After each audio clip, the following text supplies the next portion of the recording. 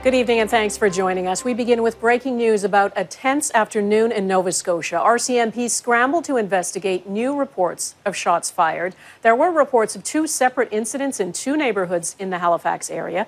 The RCMP responded. People were obviously on edge. An emergency alert was issued advising residents to shelter in place and refrain from travel until being advised otherwise. Police said they launched an extensive search of the areas and later did give the all clear. But all of this happened just before a virtual vigil began for the 22 people murdered by a gunman on the weekend. Ross Lord is with me from Halifax. Ross, I can't imagine the tension there and then the relief. What are police saying?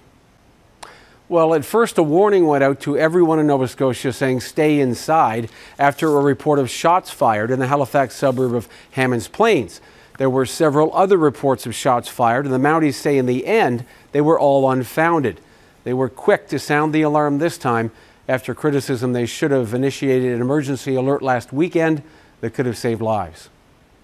All right, thanks, Ross. We will come back to you in just a moment. There is already so much grief in Nova Scotia, and today people paid tribute to those who were murdered on the weekend. 22 innocent lives were taken in that gruesome rampage.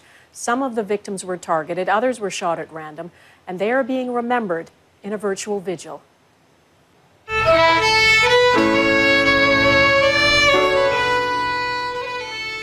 That's Nova Scotia fiddler Natalie McMaster and a pianist playing in memory of Herbie McLeod, alongside a video of 17-year-old Emily Tuck in the middle there. She loved to play the violin.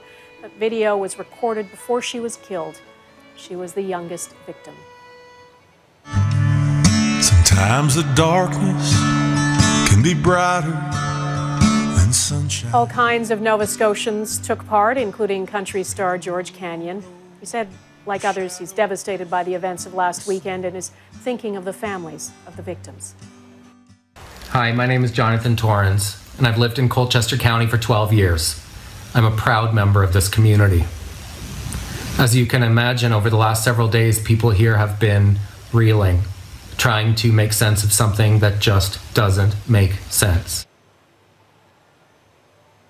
There are still so many unanswered questions about what happened last weekend. Today, the RCMP did fill in some of the blanks. Ross takes us through that. The Mounties repeat reporting by Global News that the rampage started after the gunman assaulted his girlfriend. She escaped and hid in the woods, emerging hours later with valuable information for police. In the meantime, he killed 13 people at or near Portapique Beach Road. The RCMP timeline shows at 9:35 Sunday morning, he was 60 kilometers away, killing 2 men and 1 woman and burning down a house in Wentworth. After knocking on a door in Glenholm, no one answered. The killer drove his fake police vehicle to another part of Wentworth. Along the way, he encountered a woman who was out walking, and he shot the woman at the roadside. He continued toward DeBert. A witness described that the suspect had pulled over one of the vehicles and had shot one of the drivers. He continued driving down that same road, Highway 4, and he encountered a second vehicle, and he shot and killed that victim at that location. The gunman traveled south on Highway 102 towards Halifax, shooting Constable Chad Morrison, who mistook the gunman's vehicle for Constable Heidi Stevenson's. Morrison survived.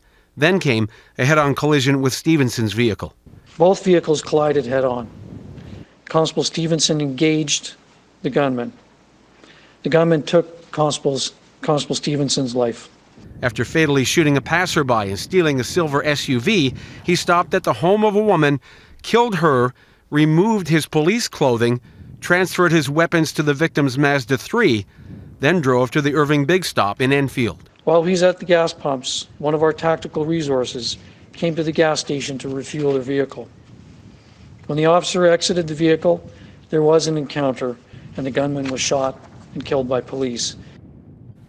And Donna, we're learning more about the weapons the shooter used. Investigators say he had a handgun and he had long guns. They were able to trace one of those guns back to Canada. The remaining weapons they recovered are believed to have been obtained in the United States, and they're not saying anything about that cross-border investigation at this time. Lots more to come on that. Ross, what do we know about why the RCMP did not initiate an emergency alert on the weekend, telling people a gunman was on the loose? Well, we've suspected this all week as information's been dribbling out, but essentially they confirmed today that they thought they had the gunman contained in Portapic.